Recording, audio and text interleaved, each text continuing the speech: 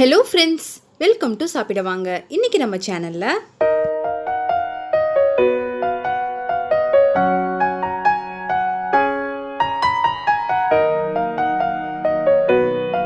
Chicken pepper fry எப்படி பண்றதுன்னு பார்க்க போறோம். வீடியோக்குள்ள போறதுக்கு முன்னாடி மறக்காம நம்ம சேனலை சப்ஸ்கிரைப் பண்ணிக்கோங்க. பக்கத்துல இருக்க பெல் ஐகானை கிளிக் பண்ணிக்கோங்க.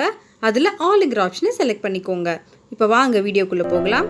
அடுப்புல ஒரு வாணல் வச்சிருக்கேன். வாணல் சூடானதுக்கு அப்புறமா 2 டேபிள் ஸ்பூன் எண்ணெய் சேர்த்துக்கிறேன். எண்ணெய் சூடானதும் ஒரு சின்ன துண்டு பட்டை, 2 கிராம்பு, கொஞ்சமா கல்பாசி சேர்த்துக்கிறேன். இப்போ இதெல்லாம் நல்லா பொரிஞ்சதுக்கு அப்புறமா ஒரு பெரிய வெங்காயத்தை ஸ்லைஸ் பண்ணி வச்சிருக்கிறேன். அதையும் சேர்த்துக்கிறேன். சிக்கன் பெப்பர் ஃப்ரைக்கு வெங்காயம் நல்லா பொன்னிறமா வதங்கி வரணும். அது வரைக்கும் நம்ம நல்லா வதக்கி எடுத்துக்கலாம். 3லேருந்து 4 நிமிஷம் வரைக்கும் நல்லா வதக்கி எடுத்துக்கோங்க. பாருங்க, வெங்காயம் நல்லா இந்த அளவுக்கு வதங்கி இருக்கணும்.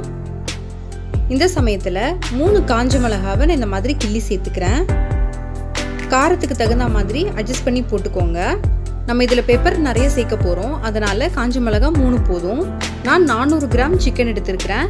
அதுக்கு இது போதுமான அளவாக இருக்கும். காஞ்ச மிளகா எண்ணெயிலே நல்லா வதங்குற வரைக்கும் வதக்கி விட்டுக்கலாம். இப்போது இந்த அளவுக்கு நல்லா வதங்கினதுக்கு அப்புறமா 1.5 டீஸ்பூன் இஞ்சி பூண்டு விழுது சேர்த்துக்கிறேன்.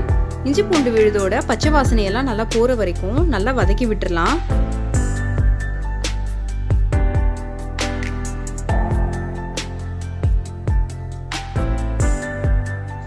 பாருங்க, வெங்காயம் நல்லா வதங்கிடுச்சு. நம்ம சேர்த்த இஞ்சி பூண்டு விழுதோட பச்சை வாசனையெல்லாம் போயிடுச்சு. இந்த சமயத்தில் 400 கிராம் சிக்கனை ஏற்கனவே வாஷ் பண்ணி எடுத்து வச்சுருந்தேன். அதை நான் சேர்த்துக்கிறேன். நல்லா மஞ்சத்தூள் போட்டு கழுவி எடுத்து வச்சுக்கோங்க. இப்போ சிக்கன் சேர்த்ததுக்கு அப்புறமா அந்த எண்ணெயிலே போட்டு நல்லா வதக்கி எடுத்துடலாம். சிக்கன் எண்ணெயிலே நல்லா வதங்கி வரணும். ஒரு 3லேருந்து 4 நிமிஷம் வரைக்கும் இதே மாதிரி நல்லா வதக்கி எடுத்துக்கோங்க. இப்போ 3 நிமிஷத்துக்கு அப்புறமா ஓரளவு சுருங்கி வந்துடுச்சு. இந்த சமயத்தில் ஒரு மூடி போட்டு நம்ம ஒரு 2 நிமிஷம் குக் பண்ணி எடுக்கலாம். பாருங்க, 2 நிமிஷத்துக்கு அப்புறம் சிக்கன் வந்து நல்லா தண்ணி விட்டுருக்கு. இப்போ அந்த தண்ணியோட சேர்த்து நல்லா நம்ம வதக்கி விட்டுடலாம். சிக்கன் இதே தண்ணியிலே வெந்துடும். சிக்கனுக்கு தேவையான அளவு உப்பு சேர்த்து நல்லா கிளறி விட்டுக்கோங்க. நல்லா ஹையில் வச்சு பண்ணி எடுங்க. தண்ணி எல்லாம் வத்தி எண்ணெய் பிரிஞ்சு வரணும். இந்த சமயத்துல 1 ஸ்பூன் பெப்பர் சேர்த்துக்கிறேன். பெப்பர் சேர்த்துட்டு நல்லா மிக்ஸ் பண்ணி விட்டுடுங்க.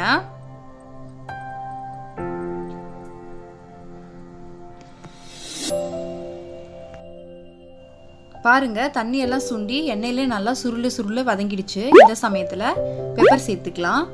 பெப்பர் வந்து நம்மளோட காரத்துக்கு தகுந்த மாதிரி சேர்த்துக்கோங்க.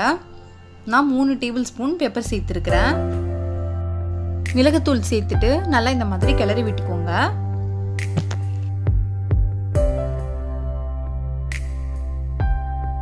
மிளகுத்தூள் சேர்த்துட்டு நம்ம இந்த மாதிரி எண்ணெயில வதக்கிறதுனால சிக்கன் நல்லா ரோஸ்ட் ஆகி வரும். இந்த ரெசிபியில் மிளகுத்தூள் அப்புறம் இந்த காஞ்ச மிளகா தவிர காரத்துக்கு நம்ம மிளகாய் தூள்லாம் வேற எதுவும் சேர்க்கறது இல்லை. அதனால பெப்பர் பவுடர் கொஞ்சம் தாராளமாகவே சேர்த்துக்கோங்க. நான் இன்னொரு ஸ்பூன் பெப்பர் பவுடர் சேர்த்துருக்கிறேன். சேர்த்துட்டு மறுபடியும் நான் எண்ணெயிலே வதக்கி விடுறேன். இந்த ரெசிபியை நீங்களும் கண்டிப்பாக வீட்டில் ட்ரை பண்ணி பாருங்கள். இது இட்லி, தோசை அப்புறம் சப்பாத்தி கூட வச்சு சாப்பிட்லாம். ரொம்ப டேஸ்டியாக இருக்கும். ஒயிட் ரைஸ்க்கு ரொம்ப சூப்பராக இருக்கும். கண்டிப்பாக நீங்களும் ட்ரை பண்ணி பாருங்கள். இப்போ பாருங்கள், நல்லா ரோஸ்ட் ஆகி வந்துருச்சு.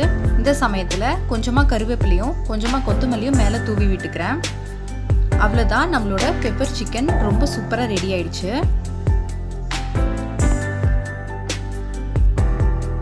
நீங்களும் இந்த ரெசிபியை வீட்டில் செஞ்சு பார்த்துட்டு எப்படி இருந்துச்சுன்னு சொல்லுங்கள். இந்த வீடியோ உங்களுக்கு பிடிச்சிருந்துச்சுன்னா லைக் பண்ணுங்கள், ஃப்ரெண்ட்ஸ் அண்ட் ஃபேமிலியோடு ஷேர் பண்ணுங்கள், கமெண்ட் பண்ணுங்கள் அண்ட் மறக்காமல் நம்ம சேனலுக்கு சப்ஸ்கிரைப் பண்ணிவிடுங்க. தேங்க்ஸ் ஃபார் வாட்சிங்.